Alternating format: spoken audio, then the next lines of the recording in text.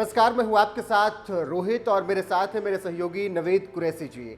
बात आज करेंगे महागठबंधन की बैठक को लेकर। दरअसल 2024 लोकसभा चुनाव की तैयारियां अब शुरू हो चुकी हैं। बीजेपी अपनी प्लानिंग कर रही है और एक महागठबंधन बन रहा है जिसकी अगुवाई फिलहाल लग रहा है कि नीतीश कुमार करते हुए दिखाई दे रहे हैं। हालांकि दूल्हा कौन बनेगा ये देखना होगा, लेकिन जिस तरीके से केजरीवाल और राहुल गांधी आमने सामने महागठबंधन की बैठक में हुए और फिर तकरार शुरू हुई, उस पर सबसे ज्यादा जरूरी है चर्चा करना। नवेद जी, केजरीवाल पहुंचते हैं महागठबंधन की बैठक में, राहुल गांधी भी पहुंचते हैं और लड़ाई क्यों हो जाती है? देखिए रोहित, बहुत अच्छी बात कही आपने कि महागठबंधन की महाबैठक हुई, तमाम दल पहुंचे, 17 दल वहां पर पहुंचे।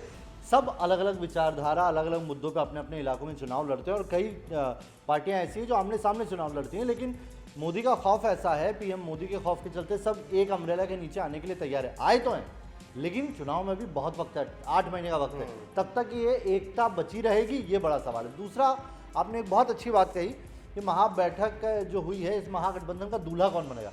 क्योंकि दूल्हा कौन बनेगा वो तो बात की बात है, फूफा कौन है ये बिल्कुल क्लियर हो गया है। अरविंद केजरीवाल फूफा बन गए हैं और वो आने से पहले ही लड़ाई करते दिखाई दिए। कल एक पोस्टर आया था जिसके ऊपर हालांकि अरविंद केजरीवाल और तमाम नेताओं ने अपने पल्ला झाड़ लिया कि हमारी पार्टी का नेता नहीं है, लेकिन उसके अंदर लिखा हुआ था, उन्होंने कांग्रेस पर भी बड़े वार किए थे। उस पोस्टर्स के अंदर नीतीश कुमार को भी बोला था कि मोदी का खासम खास इससे बच के रहना। इधर यहाँ पर अरविंद केजरीवाल आते हैं और वहाँ पर आम आदमी पार्टी की प्रवक्ता जो है दिल्ली में कहती हैं कि कांग्रेस अपना स्टैंड क्लियर नहीं कर रही है। खबर यह है कि अरविंद केजरीवाल जिस बात को लेकर बार बार कह रहे थे कि हमें जो दिल्ली के लिए अध्यादेश आ रहा है, दिल्ली सेवा अध्यादेश, उसके ऊपर समर्थन चाहिए, उसके ऊपर हम चाहते हैं कि दिल्ली का फायदा हो, और उसके लिए वो कांग्रेस से चाह रहे थे कि आप लिखित में दो, आप बयान स्टैंड क्लियर करो, तब हम आपके साथ आएंगे। और यहां तक बात बिगड़ गई है कि इस मीटिंग के अंदर कहा गया, खुद ये कह सकते हैं मल्लिकार्जुन खड़गे ने पहले ही जब बात की और जब आने वाले थे, उन्होंने कहा कि भैया आम आदमी पार्टी तो इस तरह की बात कही। उन्होंने कहा ये मामला संसद का है, यहाँ पर अभी इलेक्शन कैसे लड़ा जाएगा उसको लेकर चर्चा होनी है, ये सारी चर्चाओं की यहाँ पे कोई वजह नहीं है। फिर भी मीटिंग के अंदर उठाया, अरविंद केजरीवाल ने इस मुद्दे को उठाया और वो दो नेताओं से भिड़े, एक से नहीं, एक तो राहुल गांधी से हॉट टॉक हुई, उन्होंने कई मुद्दों पर उनसे बात की और राहुल गांधी ने कहा कि ये मुद्दा कांग्रेस का स्टैंड जो है वो कांग्रेस के साथ रहेगा, कांग्रेस आपके कहने से चीजों को नहीं बदलेगी। क्यों? क्योंकि प्रेशर देखिए, कांग्रेस के पास भी तो लिस्ट आती होगी। अरविंद केजरीवाल क्या कहते हैं कि पहले क्या क्या कह चुके हैं, खुद पर्सनल अटैक किया उन्होंने राहुल गांधी पे, कांग्रेस को लेकर क्या क्या किया, आप दोनों जगह देख लीजिए, दिल्ली या पंजाब, दोनों जगह कांग्रेस को हार्म किया है। तो अरविंद केजरीवाल के साथ कांग्रेस जाना चाहेगी कि नहीं जाना चाहेगी, कांग्रेस को भी मुद्दा मिला है कि वो अध्यादेश के मामले पर क्यों समर्थन देगी। बिल्कुल, लेकिन यहाँ पर एक सवाल ये भी हो जाता है कि चलिए, अरविंद केजरीवाल ने तो राहुल गांधी से भाई बोल दिया कि हमें आपका सपोर्ट चाहिए वरना हम फिर बाइकआउट कर देंगे, हम रहेंगे नहीं। बयान आने शुरू हो चुके हैं और यहाँ तक कह दिया गया कि जहाँ पर अब कांग्रेस जिस बैठक में रहेगी आप जाएगी ही नहीं। देखिए, सब कुछ अच्छा नहीं रहा है रोहित, ये बात भले ही वो सामने चेहरे मुस्कुराते हुए सामने आए, लेकिन सब कुछ अच्छा था ऐसा नहीं रहा। जो प्रेस कॉन्फ्रेंस हुई लास्ट में, उसमें आम आदमी पार्टी का कोई नेता क्यों नहीं दिखा? सवाल है, लाजिम है। और उसी वक्त बयान आता है जब प्रेस कॉन्फ्रेंस चल रही होती है कि जहां पर कांग्रेस जाएगी वहां हम नहीं जाएंगे। अगली बैठक इनकी शायद शिमला में होनी है, लेकिन आम आदमी पार्टी ने साफ कह दिया है कि अगर राहुल गांधी या कांग्रेस का कोई नेता जाएगा तो हम नहीं जाएंगे। यानी कि आम आदमी पार्टी किनारा कर रही है और फूफा बन गया अरविंद केजरीवाल। एक और आदमी इससे बहस हुई है, वो भी मैं आपको बता दूं, जब मीटिंग में चर्चा कर रहे थे वो, उन्होंने कहा कि हम सभी पार्टियों, सभी दलों से, अरविंद केजरीवाल का जो स्टाइल है उसमें उन्होंने कहा कि हम सभी दलों से कहना चाहते हैं कि इस अध्यादेश पे अपना स्टैंड क्लियर कीजिए, क्या सोचते हैं आप। तो उसके ऊपर उमर अब्दुल्ला सामने आए और उमर अब्दुल्ला ने भरी मीटिंग में अरविंद केजरीवाल को बड़े तेज लहजे में किया है कि जब 370 बन रही थी आप सरकार के साथ खड़े थे, भूलिए मत, आप सरकार की गोद में बैठे हुए थे और आज आप चाहते हैं कि हम अध्यादेश पे आपके साथ आए। जब आपके ऊपर आन पड़ी तो आपको हमारी जरूरत पड़ी, लेकिन जब हम वहां पर मर रहे थे तब कोई नहीं आया था हमारे साथ। तो ये जो आप दोगली बातें हैं वो मत कीजिए। इतना मामला खराब हो गया कि वहां पर कांग्रेस, उमर अब्दुल्ला यानी कि और अरविंद केजरीवाल का सॉरी, बीच बचाव करने के लिए शरद पवार को आना पड़ा। शरद पवार ने इंटरवीन किया और उसके बाद खामोश कराया सबको। और खबर तो यह भी है कि शरद पवार ने हवाला दिया कि किस तरीके से शिवसेना, एनसीपी और कांग्रेस आपस में लड़ते रहे महाराष्ट्र के अंदर, लेकिन अब हम जब साथ में आए तो हम लोगों की सोच एक जैसी होती गई है। और सीधे सीधे शरद पवार ने अरविंद केजरीवाल को बोला है कि आप अपना लहजा ठीक कीजिए। मतलब आप सोचिए कि किस तरीके से अरविंद केजरीवाल इस महाबैठक के जो पूरे ये कह सकते हैं कि सबसे कमजोर कड़ी साबित हुए हैं, वो अपनी मांगों को लेकर अडिग है।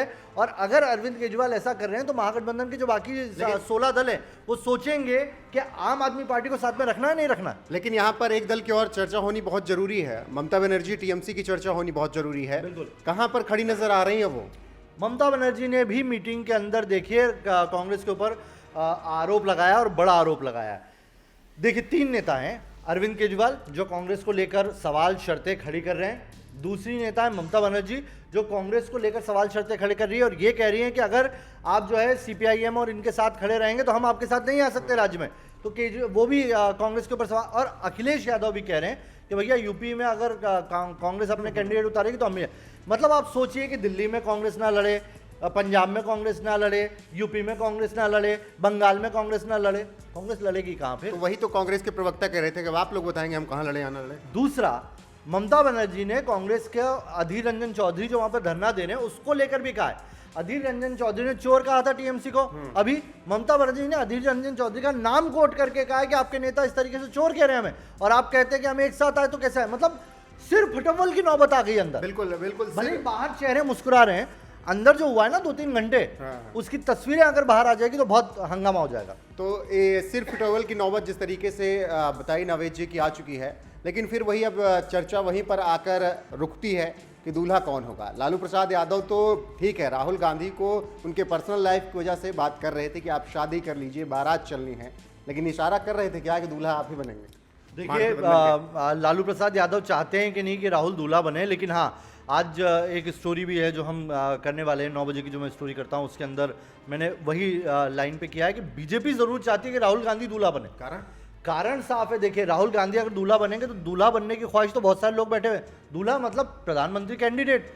छत्तीसगढ़ से अमित शाह ने पहली बार बोला है, ये राहुल गांधी को पीएम उम्मीदवार बोला है। उन्होंने कहा है कि अगर पीएम उम्मीदवार मोदी बनेंगे या राहुल, मतलब मोदी के समकक्ष कभी बीजेपी इसलिए खड़ा कर रही ताकि लड़ाई वो थोड़ा जीत ले, पहले ही कमजोर कड़ी साबित होंगे। कमजोर कड़ी साबित हो या ना हो, बीजेपी भी यही चाहती है कि देश में अगर बीजेपी के बनाम कांग्रेस ही हो। बहुत सारी चीजें हैं जो क्षेत्रीय पार्टियां, उनकी विचारधारा कई बार बहुत ऐसी हो जाती है जो बीजेपी भी नहीं चाहती। आप आरोप लगते रहे, कई सारी चीजों में ऐसे आरोप लगते रहे कि कई चीजें ऐसी हो जाती है बॉर्डर स्टेट में जिसको लेकर केंद्र सरकार को चिंतित होना पड़ता है। तो कम से कम ऐसी पार्टी तो आए जो देश को सोचे, तो उसको कहीं ना। देखिए पहली चीज ये है कि आपने सही कहा कमजोर कड़ी, दूसरी चीज ये है कि बहुत सारी चीजों को देखना पड़ता है और उसमें कांग्रेस के पास शासनकाल करने का तरीका है, तो उनको आता भी है चीज़ों को मैनेज करना। सरकार चलानी तो आती है, आज 4 राज्यों में सरकार चल रही है, तो अगर कांग्रेस बनाम बीजेपी होगा तो जाहिर सी बात है होना भी चाहिए, क्योंकि दूसरी सबसे बड़ी पार्टी है, बीजेपी है चाहती। दूसरी चीज़ ये है कि बीजेपी के लिए बहुत आसान होगा, शासनकाल 70 सालों का रहा है, उसमें गरियाने के लिए बहुत कुछ होता है, ये तुमने घोटाले किए, ये तुमने घोटाले किए। क्षेत्रीय पार्टियां आ जाएंगी तो आपको हर जगह पर जाके नए जो है मुद्दे ढूंढने पड़ेंगे। वो आप तो अभी कहीं पर भी जाओ एक साथ लपेटे में लो कांग्रेस को, आपका काम हो जाता है, प्रवक्ताओं के लिए भी इजी हो जाता है। और देखिए अब अमित शाह ने उधर बोला और उसके बाद एक के बाद एक कई लोगों के बयान आए सीधा राहुल गांधी को टारगेट करके।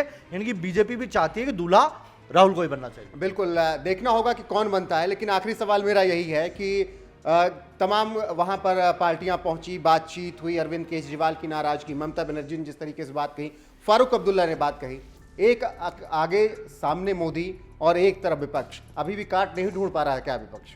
देखिए कल बयान आया, देखिए सब लोग ये जो मिल रहे हैं इन सब का एजेंडा एक ही है और ये चाहे ना चाहे स्ट्रेटेजी बना ले कि हमें बोलना नहीं है, लेकिन फिर भी मन से सामने आ ही जाता है।